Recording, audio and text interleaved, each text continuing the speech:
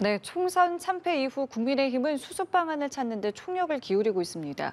오늘은 낙선인 간담회를 열고 패인과 향후 계획 등을 논의하게 되는데요. 네, 자세한 소식은 국회 연결해서 알아보겠습니다. 정다혜 기자 전해주시죠. 네, 낙선자 간담회는 오전 10시부터 시작됐습니다. 원외 조직위원장 등 100여 명이 한자리에 모였는데요. 총선 패인과 향후 지도체제, 또 전당대회 룰 등을 두고 난상 토론을 벌이고 있습니다. 특히 수도권 낙선자를 중심으로 영남 중심으로 선거가 치러지고 당이 운영되는 데 대한 비판이 이어질 것으로 예상되는데요. 이 자리에서 윤재옥 대표 권한대행은 조직위원장 의견을 듣는 게 가장 아프지만 살이 되고 피가 되는 내용이라 생각한다고 전했습니다.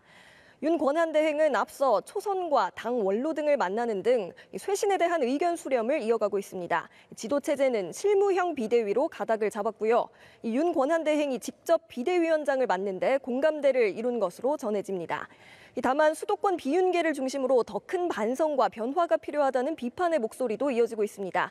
오선 윤상현 의원은 윤 권한대행이 비대위원장을 맡아선 안 되며 이 비대위도 혁신형으로 가야 한다고 주장하고 있습니다. 네, 한편 민주당 이 특검을 고리로 여당을 압박하고 있다고요. 네, 민주당은 이 정부 여당을 비판하거나 민생 입법을 촉구하면서 연일 목소리를 높이고 있습니다. 오늘 아침 회의에서 이재명 대표는 전세 사기 특별법 등 주요 법안들을 21대 국회가 반드시 매듭지어야 한다고 말했습니다. 특히 최상병 특검법, 이태원 참사 특별법 추진에 정부 여당의 동참을 촉구한다며 총선 민심을 받들겠다고 했던 약속이 행동으로 지켜지기를 바란다고 압박했습니다.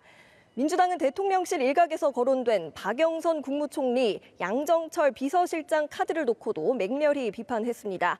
정청래 최고위원은 아직도 민주당 진영 빼내가기 인사를 시도할 작정인지 황당한 함합형들로 무성하다고 비판했습니다. 이재명 대표도 어젯밤 SNS에 협치를 빙자한 협공에 농락당할 만큼 민주당이 어리석지 않다고 대통령실을 지적했는데요.